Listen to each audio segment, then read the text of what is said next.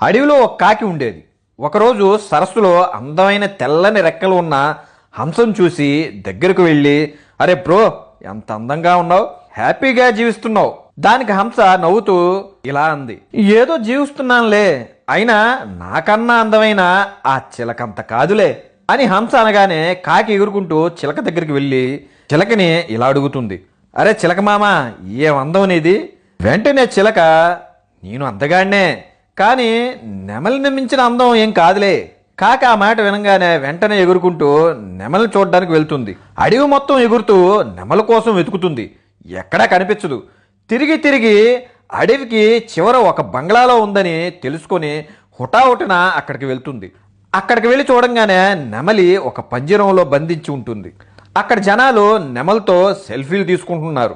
కాకి ఆశ్చర్యపోతూ దగ్గరికి వెళ్ళి, అరే నువ్వు చాలా ఫేమస్, నువ్వు నీ అందం, అబ్బా ఒక సెలబ్రిటీవి. కాకి అలా అనగానే నెమలి నిట్టూరుస్తూ తల వంచుకొని బాధతో, ఏం లాభం, అందంగా ఉన్నాను కాబట్టే నాకు ఈ కష్టాలు. నువ్వు చూడు, నిన్ను ఎవరైనా పట్టించుకుంటారా?